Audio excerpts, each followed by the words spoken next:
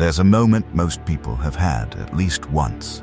You're on a long drive. It's late. You pull into a gas station, and next to you is a massive 18-wheeler, engine ticking, lights off, curtains pulled across every window, and the thought crosses your mind. Doesn't that guy want a real bed? There's a Best Western half a mile back, a Comfort Inn right off exit 44. Why would anyone choose a truck cab over an actual hotel room? Here's the answer nobody tells you.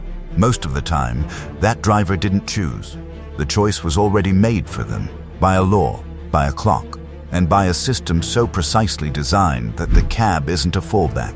It's the only thing that makes sense. Every year, truck drivers move over 70% of all freight in the United States. The food in your fridge, the shoes on your doorstep, the medicine in your cabinet. Almost all of it arrived on a truck, driven by someone who spent at least one night sleeping in that cab. And most people have never once thought about why. Today, we're pulling back the curtain on the hidden system that governs where truck drivers sleep, why the hotel was never really an option, and what those dark parked rigs at midnight are actually protecting. Right here on the Untold Ordinary. To understand why drivers sleep in their cabs, you first have to understand that their entire day runs on a clock most people don't know exists. Federal law in the United States puts a hard ceiling on how long a commercial truck driver can operate. 11 hours of driving, then a mandatory 10-hour break before they can touch the wheel again. 8 hours in, there's a forced 30-minute stop built into the middle of the shift. And the weekly driving total only unlocks again after 34 straight hours off the road. Now here's what makes this different from every other workplace rule you've ever heard of. There's no honor system. Inside the dashboard of every commercial truck in America sits a small device roughly the size of a smartphone. It connects directly to the engine. It tracks every mile, every ignition, every minute the truck moves or sits still. It is called an electronic logging device, and it is not interested in excuses. The second a driver's legal hours run out, that device registers it. The truck can still run, but the moment it moves, the driver is breaking federal law. So when you see a truck parked at a rest stop at Wham, there is a very specific reason it is there and not somewhere else. The clock ran out, exactly there. And until that device resets, that truck isn't going anywhere. The hotel down the road was never an option. The driver never had the time to get there. But let's say the clock wasn't the issue. Let's say the driver had a free hour, and the hotel was genuinely an option. Most would still pick the cab. And not because they're used to it, because a modern long-haul sleeper cab is genuinely better. Most people picture something cramped and miserable. A standard semi-truck is 70 feet long.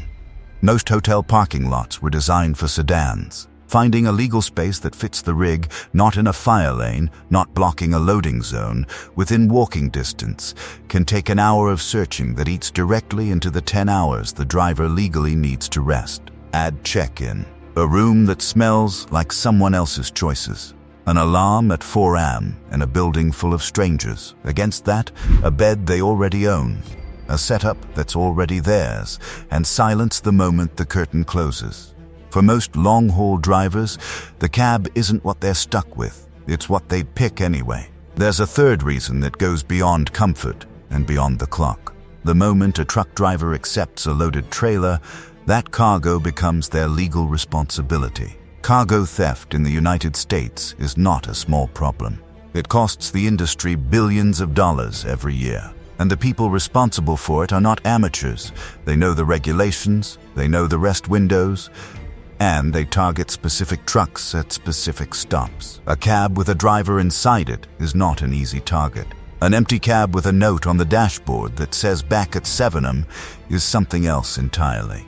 Sleeping in that cab isn't just about rest. It's about being 30 feet from the load. And for a professional driver, that distance matters more than any thread count on a hotel pillow. Here is the part of this story that most people never connect. The next time you open your fridge and grab something that wasn't grown within 500 miles of where you live, that item was almost certainly inside a trailer like the ones you drive past every day. The delivery window on your phone that says arriving by 8 p.m. tomorrow was calculated backward from a driver's legal reset time. not from a warehouse schedule. The reason your grocery store shelves are full at 7 a.m. is because a truck pulled into the loading dock at 4 a.m., driven by someone who slept in their cab in the parking lot behind the building. There are roughly 313,000 designated truck parking spaces across the entire United States. There are 3.5 million commercial truck drivers. On busy nights, drivers run out of legal places to park before midnight. They end up on highway ramps and side roads, not because they want to, but because the clock stopped and the system that was supposed to hold them ran out of room.